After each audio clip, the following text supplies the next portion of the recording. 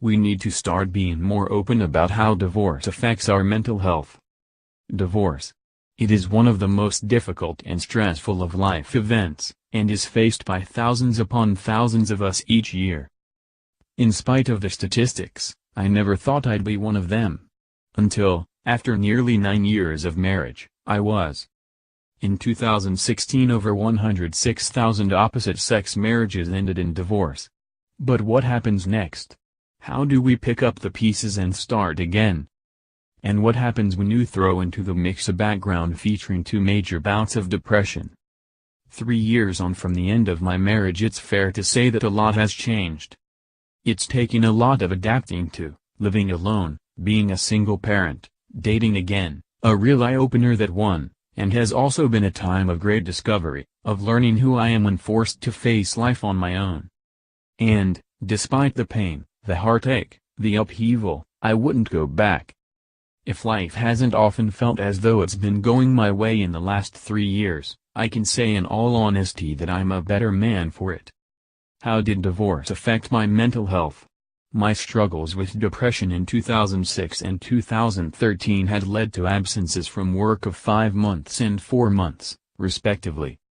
I sometimes wonder whether, during my divorce, people expected me to break down again. I expect that a few did, or at least they worried that I might. I didn't.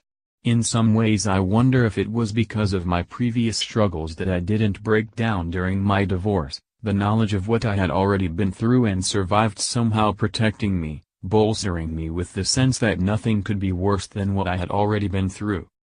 Not even divorce. Don't get me wrong, it wasn't easy and there have been some prolonged dark times. But never was there the sense that I was falling once again into the black hole from which I had to battle so hard to escape. I'm proud of that. I feel that it tells people that just because you struggle with your mental health, that doesn't mean that you are weak. It doesn't mean that you can't cope. In fact, it has made me a stronger and better person than I ever have been. And now, I write about it.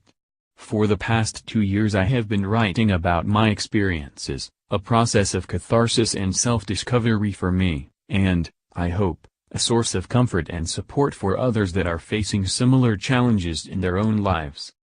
I especially hope that by writing about these issues more men feel able to open up, talk about, and seek help to overcome their own challenges, rather than trying to put on the brave face that so many men believe that society demands of them.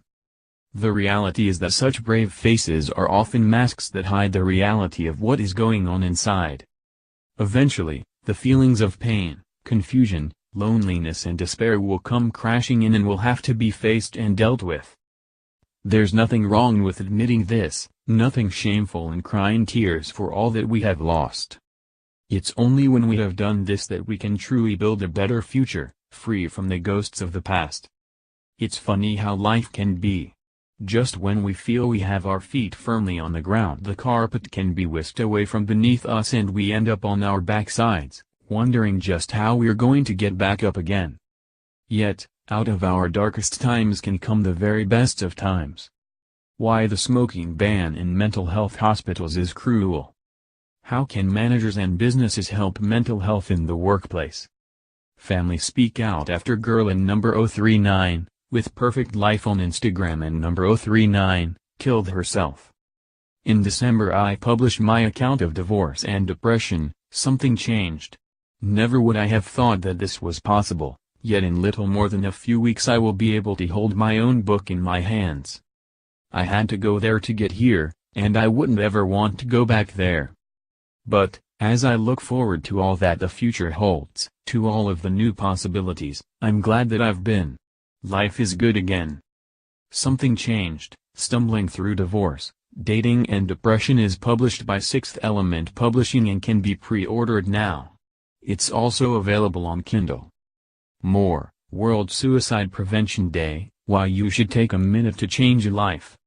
More, Men, Don't Let Your Friendships Fade, Why Failing to Stay in Touch is So Bad for Us.